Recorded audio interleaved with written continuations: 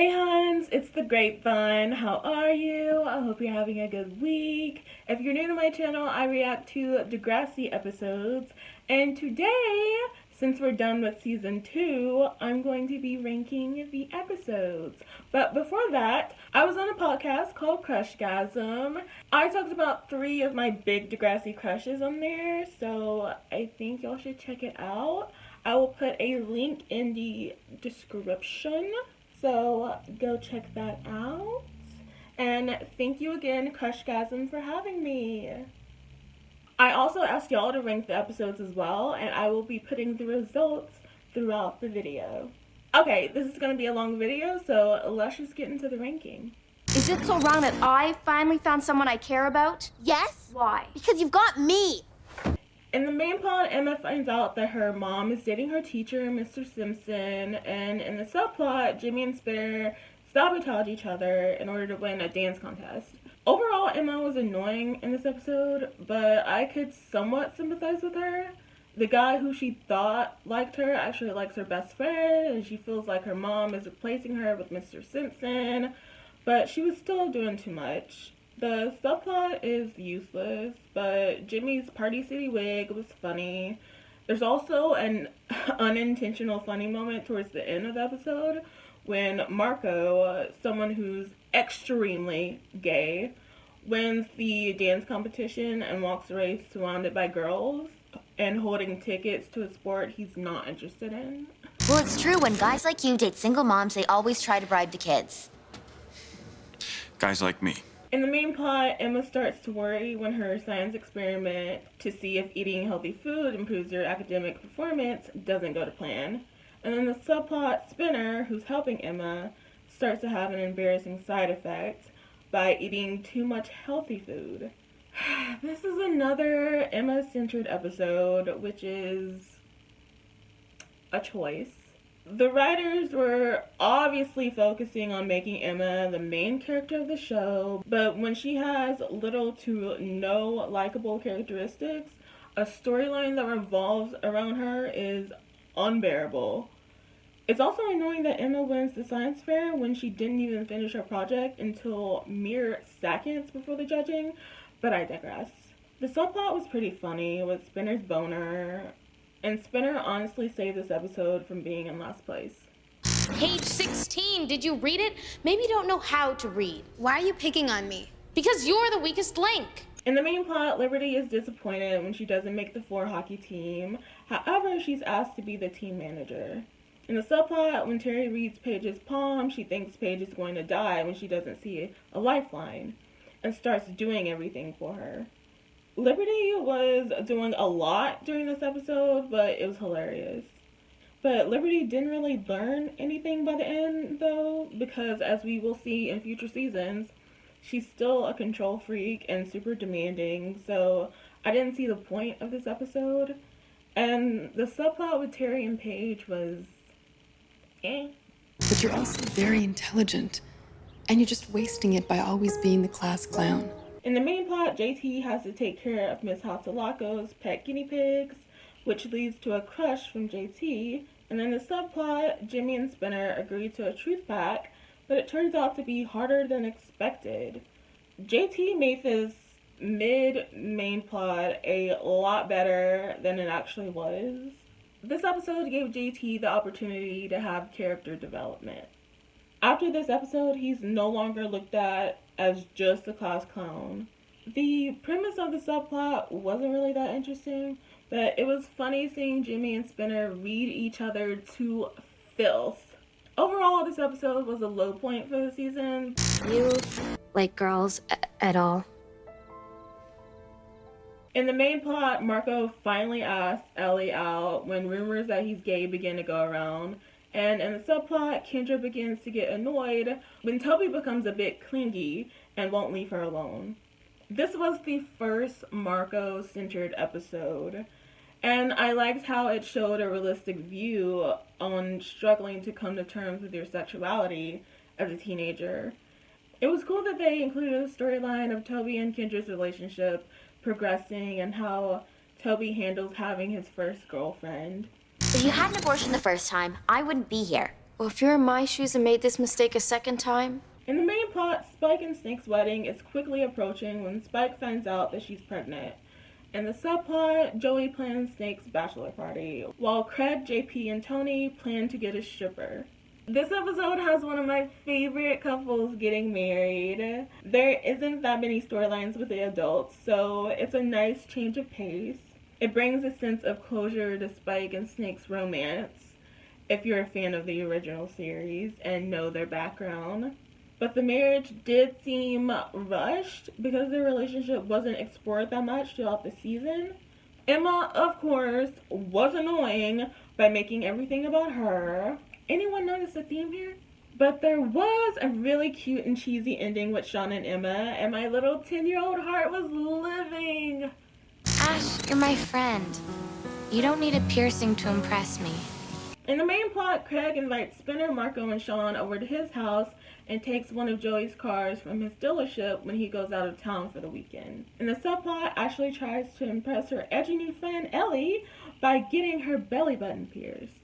Even though nothing really happens in this episode, it was really fun to watch and edit. It also gave more insight into Craig and Joey's relationship and how they're adapting to their new family. Craig pushes the boundaries with Joey to see what he can get away with compared to his strict home life with his bio dad. We also see Craig is still suffering from PTSD because of the abuse. The main plot is a recycled storyline from season 2 of Degrassi Junior High, when Joey steals Snake's parents' car, but it had a purpose by having Craig mirror Joey and revealing Joey's growth and maturity at the same time. This episode is also cool because we get some Ashley screen time, which is always great. Love my goth babies. And there's a subtle meaning to Ashley being insecure about her friendship with Ellie because of what happened with her old friends. Get ready, because I am coming after you this time. Not like Spinner or the mascot. For real. In the main plot, Paige is coming to terms with her rape when Dean returns to Degrassi for a basketball game, and she has to face her tormentor again. In the subplot, Ellie and Marco film an ad for Snake's class, but argue over what the style should be. This was a good follow-up to Paige's rape episode. I love how Dean acts as Paige's foil, which helped develop a deeper understanding of Paige by emphasizing her strengths and weaknesses, making Dean the perfect villain and Paige the hero of her own story. I did feel like the story was a bit rushed and could have benefited from being a two-parter. In the US, this episode was originally shown after Shout, but I think it was more impactful when it doesn't come right after Shout, so that a reasonable amount of time would pass to continue to develop Paige's arc and build up to her breakthrough. I also love how the project that Ellie and Marco are working on was used as a metaphor for their relationship. I know how hard it is to be Muslim, especially now. How? You're Jamaican, remember? I originally put this at 12, but after thinking about it, it deserves to be in the top 10. In the main plot, Hazel is ashamed of her Somalian heritage and Muslim background, so she pretends to be Jamaican at the International Day at Degrassi. In the subplot, JT is embarrassed to let everyone find out that he's good at sewing. Andrea Lewis's acting in this episode was amazing. I love how her talent gets to finally shine, and she has a storyline solely about her. It's the first and unfortunately last main plot that she's given. This was a really random storyline for her. It could have used a lead up and follow up episode to build a more in-depth character for Hazel. After this episode, she sadly drifts into the background as a glorified extra. I hated this episode for the longest time, and I still have issues with it, but when I think about the time this episode came out, the storyline made more sense. This was over a year after 9/11, and Muslims were being unfairly persecuted, so Hazel feeling ashamed of her religion was both subtle and powerful. I really love the montage of students talking about the hate crime against Faritza. It was brilliantly done and beautifully directed by Anais Granovsky, aka Lucy. It was also interesting how instead of looking at the events through the eyes of the victim, we see everything happening from the bully's perspective. The intensity of the subplot and the main plot are nowhere on the same level, but the subplot shared the same message of someone hiding a part of themselves from the world to avoid harsh criticism. This episode has plenty of flaws, but it also has an important message. If I was starving to death in the third world, I'd rather die of cancer in the future than not have a future at all.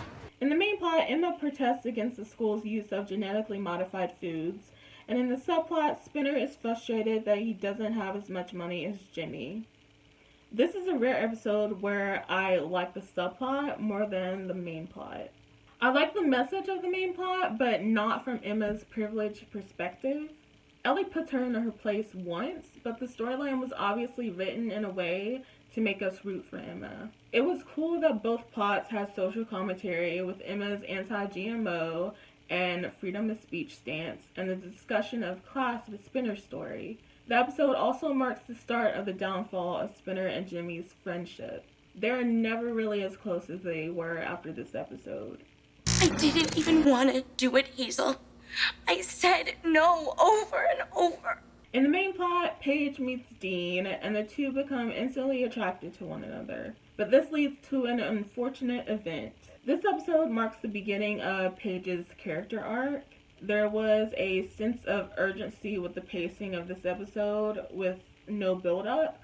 But for me, that wasn't a negative. I saw it as them showing how sexual abuse can happen quickly and without warning. The writers choosing Paige to go through this was a great choice because she was the boldest character at the time, and having that traumatic event happen to her was a way to see how that would affect her whole mean girl, super confident persona. Another positive is the iconic slap Paige gives Spinner. Y'all know I love this moment. I love how this episode provided a teenage dialogue to talk about difficult issues. This was a good episode, but I definitely like part 2 more than part 1. The rape storyline in any context is really about what happened after and how it's handled, and part 2 really let us see that. It's about breaking a person, their spirit, taming them and making them into someone that they aren't. In the main plot, Ashley and Jimmy are back together, but they are having trouble reconnecting. In the subplot, after a discussion about safe sex, JT convinces Toby to buy condoms in case the opportunity to sleep with Kendra arises. An episode with goth Ashley is always going to be my top 10. Stay mad, haters. I just feel like she's more confident and genuine as a goth compared to her preppy days, trying to please everyone. This was a messy episode from beginning to end, and I love it. I love the foreshadowing for future relationships with Craig and Ashley and Jimmy and Hazel. I also love how the class assignment was used as a plot device for Ashley and Jimmy's relationship, even though Jimmy isn't the villain Ashley makes him out to be. I'm screwing up. It's in my blood. It's in your head, and that's all. In the main plot, Emma and Sean are a couple again, but Sean finds it hard to handle the pressure at home and jeopardizes their relationship once again. In the subplot, Jimmy hosts a party at his house. I'm glad that we got to see more of Sean's home life and understand him as a character. Sean's story was told in a realistic way, and a lot of people are able to relate to Sean's life. I love how it seemed like the main plot and the subplot were going on 2 different trajectories, but towards the end, they aligned to create a single story. The downside of this episode is that we know Jimmy and Ashley are going to get back together, and we have to suffer through that yet again. I want my friends back, Tara, and just standing by is not going to make that happen. In the main plot, after her behavior at her party last year, Ashley goes on an apology tour in order to get her friends back. And in the subplot, Tubby has a crush on the new girl without realizing she's Spinner's sister. This is the episode that solidifies the end of Ashley's reign at Degrassi, which leads to her final form as a goth. She legit gets her friends back and loses them in the same damn episode. It shows how temperamental kids and high school friendships can really be. The subplot with Kendra and Toby was soups adorbs, And I'm happy that Tubby got a little girlfriend. Side note, we have to give it up for Tubby for being able to date his crush. How often does that happen? Also, this was the first episode of my sweet baby Allie. I'd say the best way to describe our date is magical. bizarre. In the main plot, Manny and Craig go on their first date, and in the subplot, Ellie writes anonymous love notes to Marco, but he thinks they came from Hazel. It was genius having the same story being told from two entirely different perspectives. The fun of it was that we didn't know who to believe, and we had to try to figure out what the truth was. It was a very interactive episode. I like to think the truth is somewhere in the middle. If you've watched the series before, then you already know how both relationships in this episode is going to end, but it's still cute in the moment. And I'm gonna go out there and I'm gonna win, not third place in some geek contest. In the main plot, Tubby decides to try out for the wrestling team in order to help shed his computer geek image, but develops an eating disorder to achieve this. In the subplot, Terry tries to hide her job as a plus-size model from her friends. It was so important to have a storyline that talked about eating disorders from the male perspective, which rarely gets talked about. Unfortunately, after this episode, Tubby is completely ignored by the writers and isn't given much attention afterwards. I love how the main plot and the subplot related to each other with the topic of body image and fat phobia. It was so beautiful that Tubby got support from his friends, sister, and the entire school, validating the struggle of boys who suffer from eating disorders. Craig, you and your father had a complicated relationship. Yeah, he beat me. Not gonna do that again now, is he? In the main plot, Craig's bio dad comes back into his life and pressures him to move back in with him. In the subplot, Liberty agrees to tutor JT, but only if he goes as her date for the school dance. This episode perfectly wrapped up the season. The season began with us finding out about Craig's abuse and ended with him learning to cope with the abuse and the death of his abuser. It was the only way to end the season. The ending to a long, heartbreaking, powerful story. And Jake Epstein's acting makes the experience even more powerful. If I were to disappear, who'd care? What would it matter? In the main plot, new Degrassi student Craig Manning deals with the abuse from his bio dad. In the subplot, Paige agrees to go on a date with JT as a bet by Hazel and Spinner. This is the first episode of Degrassi's most complex and relatable character ever created. Jake's chilling and emotional acting was phenomenal and elevated the episode. Everything about this episode was perfect. The cinematography, the score, the acting, and the writing was everything you can ask for in an episode. All of it combined added to the intensity of the episode. It gave the audience the opportunity to experience the trauma of abuse without exploiting it. And there you have it, my ranking for Season 2. Season 2 was definitely an improvement over Season 1. It had a lot more two-part episodes, which allowed for it to explore more topics in depth.